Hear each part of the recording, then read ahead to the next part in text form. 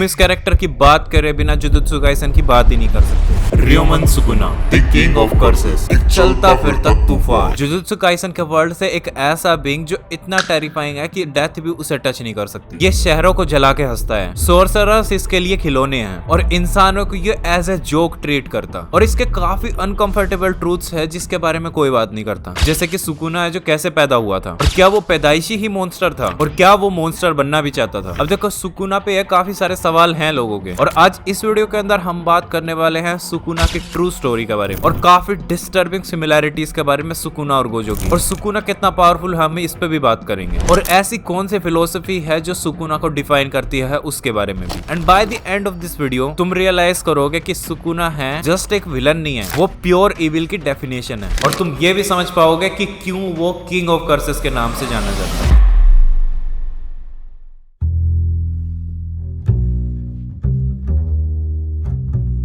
ना before starting anything एक बार Sukuna के ओरिजिन पे ध्यान रखते हैं। ना इफ तुम्हें लग रहा होगा कि सुकुना का कैरेक्टर एक फिक्शनल कैरेक्टर है जैसे गेगी आकुतामी ने बस बना दिया, तो नहीं, तुम गलत हो। सुकुना का कैरेक्टर एक्चुअल में एक रियल डीमन से इंस्पायर्ड है जिसका वर्णन हम निहॉन शोकी में भी देख सकते हैं। Now Nihon Shoki is one of the oldest scripture in Japan. अब निहॉन शोकी के अंदर सुकुना का वर्णन बहुत ही अजीब तरीके से दिया गया है, जिसके 2 चेहरे हैं, एक आगे एक पीछे, 4 हाथ है, 4 पैर है और वो बहुत ही प्योर इविल। अब भले ही उसका डिस्क्रिप्शन निहॉन शोकी के अंदर as a demon, as a pure evil हुआ हो, लेकिन हिडा रीजन के लोग they see him as a super hero, they see him as a hero, they worship, even there are shrines जिनके अंदर सुकुना को पूजा जाता है। ये समवट सिमिलर है रावण से, जैसे कि हम रावण को एक विलन मानते हैं, ही इज अ डीमन जिसने बहुत ही बुरे काम करे हुए हैं, but there are still people जो वर्शिप करते हैं रावण को। आई एम नॉट समवन जो सही या गलत का फैसला करता है, बट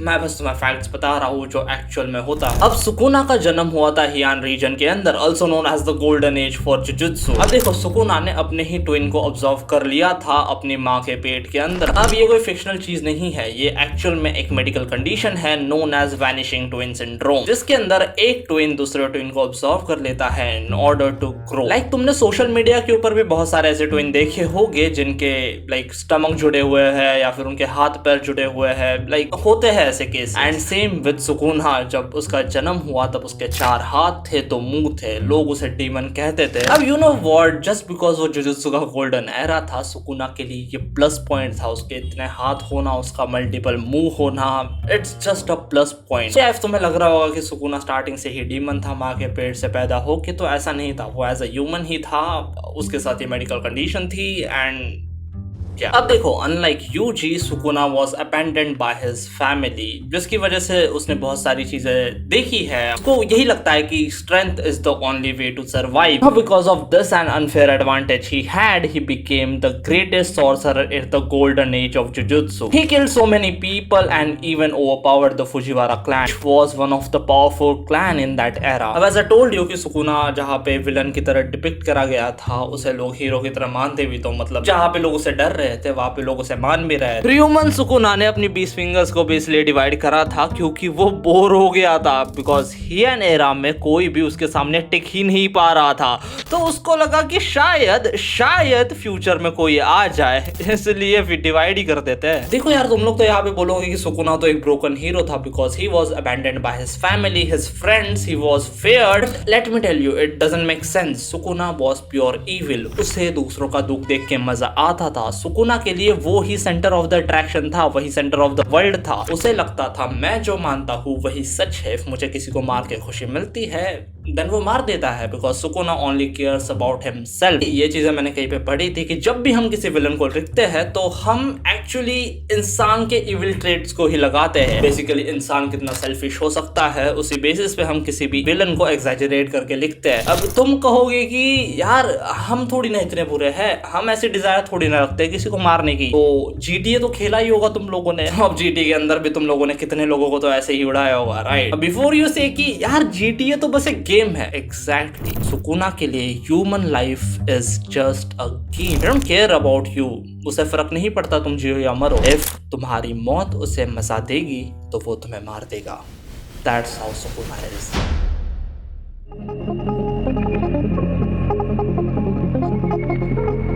देखो गोजो और सुकुना को पैरेलल बोलना अब क्लिंच हो चुका है, बट जेन्युइनली ये पैरेलल एक्सीडेंटल नहीं है, ये डिलिबरेटली लिखा गया है। दोनों इतने स्ट्रॉन्ग है कि उनका कोई कंपैरिजन नहीं। दोनों लड़ते वक्त मजे लेते हैं, दोनों में वो चार्म है जो क्राउड को अट्रैक्ट करता है। पर कोर डिफरेंस क्या है? गोजो के लिए स्ट्रेंथ का मतलब है रिस्पॉन्सिबिलिटी, प्रोटेक्ट करना, अपने स्टूडेंट्स को आगे बढ़ाना, दुनिया को थोड़ा बेटर छोड़ना। और सुकुना के लिए स्ट्रेंथ का मतलब है फ्रीडम, जो दिल करे वो करो, जो रोके उसे हटा दो। वो वर्ल्ड रिफॉर्म नहीं चाहता, वो बस अपनी डिजायर्स के साथ जीना चाहता है। दोनों इस वर्ल्ड में बिल्कुल अकेले हैं, पर गोजो अभी भी लोगों से कनेक्ट करने की कोशिश करता है। वही सुकुना इमोशनली नम्ब है, उसके अंदर इमोशंस ही नहीं है, उसे कनेक्शन फील ही नहीं होता, इसलिए वो अपनी डिजायर सेटिस्फाई करने की कोशिश करता है। Both have the same level but in opposite directions. अब जब यही सुकुना यूजी के अंदर बंद है तो इक्वेशन और पर्सनल हो जाती है। सुकुना सिर्फ यूजी का कर्ज नहीं है, वो यूजी का वो पार्ट है जो वो कभी नहीं बन सकता था। रेज, वायलेंस, पावर की भूख, सब कुछ। और इंटरेस्टिंग बात क्या है कि नॉर्मली डीमंस को टेम करना होता है कुरामा की तरह, पर सुकुना टेम नहीं होना चाहता। उसे सिर्फ एक चीज चाहिए, आजादी, यूजी के अंदर से बाहर निकलना। ये सिर्फ एक फिजिकल बैटल नहीं, ये उन दोनों की साइकोलॉजिकल वॉर है। यूजी बिलीव करता है कि लाइफ का मीनिंग लोगों में है, उनके साथ बिताए पलों में है, मेमोरीज में है। सुकुना बिलीव करता है कि वैल्यू सिर्फ पावर से आती है, जो फिजिकली डोमिनेट करे वही वैल्यूएबल है। एक सीन में जब यूजी बाग में बैठकर सुकुना से डिबेट कर रहा था, सुकुना साइज और डोमिनेंस की बात कर रहा था, यूजी काउंटर देते हुए कह रहा था कि रेयर चीजें भी वैल्यूएबल होती हैं। एक इंसान के अंदर दो अलग दुनिया, दोनों अपनी अपनी ट्रुथ में कॉन्फिडेंट। बट बाद में रियलाइज होता है कि सुकुना का प्लान कभी यूजी के अराउंड था ही नहीं। यूजी सिर्फ एक कंटेनर था, एक जेल। सुकुना का असली टारगेट था मेग्यूमी फुशिगोरो। क्यों? 10 शैडो टेक्निक, माहोरागा अडेप्टेशन, एक ऐसी टेक्निक जो पोटेंशियल रखती है गोजो की लिमिटलेस को काउंटर करने का। सुकुना ने बहुत टाइम तक पेशेंटली वेट किया, मेग्यूमी को रेस्क्यू किया, प्रोटेक्ट किया। एनचेन वाला बाइंडिंग वाव वो इम्पल्स नहीं था, वो पूरा 4D चेस मैच था। और जब मौका मिला तो उसने मेग्यूमी की सिर्फ बॉडी नहीं ली, उसने उसकी विल तोड़ दी। क्यों? क्योंकि सुकुना जानता है कि एक ब्रोकन सोल को कंट्रोल करना एक अवेयर सोल से ज्यादा इजी होता है। Simple psychology. बट यहाँ से हम थोड़ा पीछे जाते हैं और देखते हैं कि शिबुया में उसने क्या किया। 15 फिंगर सुकुना, जोगो को डिस्ट्रॉय किया, मेलोरेंट शाइन अनलीश किया, पूरा सिटी फ्लैटन कर दिया। पर वो एक सीन जहाँ सब कुछ खत्म होने के बाद वो खंडर में खड़ा है, यूजी को देख रहा है। वो सीन क्यों? क्योंकि वो चाहता था यूजी देखे, वो चाहता था यूजी फील करे कि ये सब उसकी वजह से हुआ है। सुकुना चाहता था कि यूजी साइकोलॉजिकली डैमेज हो। ये सिर्फ कोई रैंडम वायलेंस नहीं था, ये सुकुना का प्लान्ड साइकोलॉजिकल वॉरफेयर था। सुकुना चाहता है कि यूजी अंदर से टूट जाए, क्योंकि जब तक यूजी इमोशनली स्ट्रॉन्ग है वो कंट्रोल नहीं हो सकता। और सुकुना को कंप्लीट डोमेन चाहिए, फिजिकल भी मेंटल भी। वो यूजी को ये मैसेज देना चाहता है, तेरी वैल्यूज, तेरा कनेक्शन, तेरा मीनिंग मैं एक रात में खत्म कर सकता हूँ, और मैंने कर भी दिया। तो ये है सुकुना। वो गोजो का ऑपोजिट है, वो यूजी का डार्क मिरर है, वो मेग्यूमी का प्रेडेटर है, और शिबुया उसका डिक्लेरेशन था कि वो किसी के फ्रेमवर्क में नहीं आता। वो सिर्फ स्ट्रॉन्ग नहीं है, वो एक आइडियोलॉजी है जो कहती है स्ट्रेंथ ही फाइनल ट्रुथ है, बाकी सब तो बेकार है। और इस आइडियोलॉजी को फिजिकली एग्जीक्यूट करते हुए जब तुम देखते हो, वो सीन जो अभी स्क्रीन पे था वो बनता है।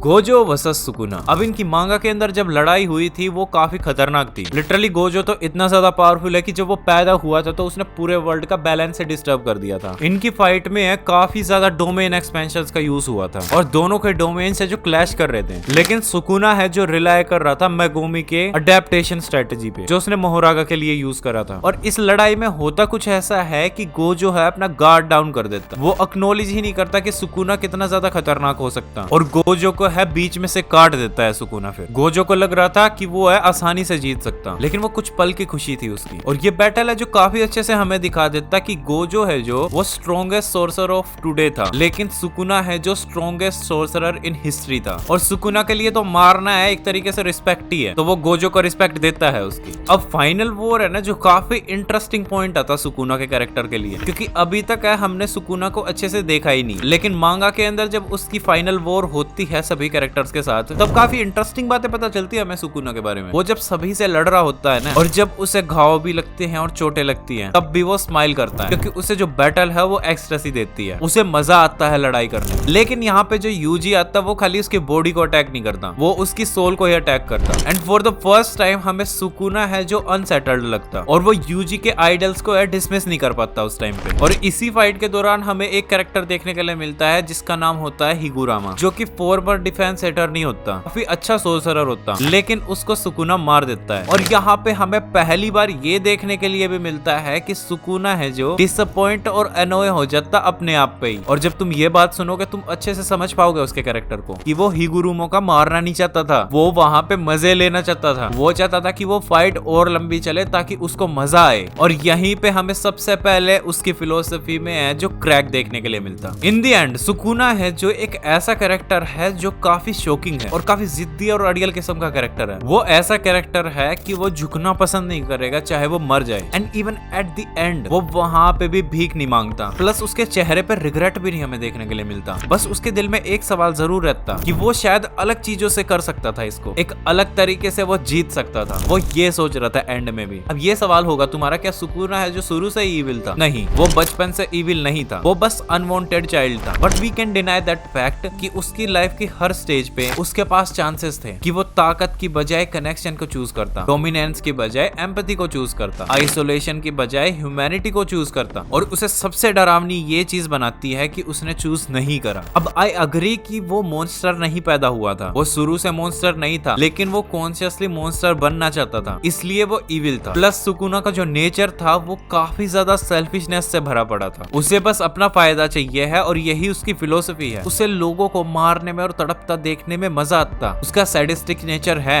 एंड लिटरली उसे औरतों को और बच्चों को मारने में भी मजा आता। और सुकुना जब पहली बार वेसल भी पाता है तो सबसे पहला उसका सवाल भी ये होता है कि औरतें कहाँ हैं, बच्चे कहाँ हैं, जो कि उसके हिडोनिज्म को दर्शाता। इवन दो सुकुना पहले इंसान था, लेकिन समय के साथ है उसने वो चीज भी खत्म कर दी अपने अंदर से। अब उसे कोई कंपेनियनशिप नहीं चाहिए, कोई सिंपैथी नहीं चाहिए, वो अपने आप को आइसोलेट कर चुका क्रुएलिटी का मुखौटा ओढ़ के। और कोई सिंपैथी खाने की जरूरत नहीं है इस बात पे, ये चाहता है ये करना। प्लस ये कर्जेस का नेचर भी होता है, लेकिन सुकुना है जो इन कर्जेस से भी आगे है, क्योंकि वो लोगों को एज अ कीड़ा ही समझता है। उसके मन में किसी के लिए कोई वैल्यू नहीं है, एंड इसी वजह से सुकुना है जो प्योर इविल है। अब वीडियो के एंड में मैं थैंक यू बोलना चाहूंगा मैं सेल्फ एम्पावर को और शेंशिको को। पहले मैं सोच रहा था कि इस बड़ी वीडियो को मैं अकेले ही करता, लेकिन फिर मैंने सोचा कि यार कुछ क्रिएटर्स के साथ कोलैब करते हुए वीडियो बनानी चाहिए मेरे को। और तब मैंने सेल्फ एम्पावर को मैसेज मारा। सेल्फ एम्पावर को तो मैं काफी लंबे टाइम से जानता, तो उनके साथ तो कोलैब करने की मैं सोच ही रहा था, और मेरे को उनका कंटेंट बहुत पसंद है वैसे। लेकिन एक दिन मैं रैंडम स्क्रॉल कर रहा था और मेरे को शेंशिको मिल गया, एंड आई वाज शॉक्ड भाई कि इतना अच्छा कंटेंट बना रहा है भाई, और काफी कम व्यूज आ रहे हैं। तो मैं चाहूंगा कि तुम दोनों के इंस्टाग्राम पे जाके तुम चेकआउट करो कंटेंट। डिस्क्रिप्शन में तुम्हें लिंक मिल जाएंगे दोनों के चैनल्स के और इंस्टा के भी, तो तुम जाके जरूर चेक करना। And thank you for watching this video.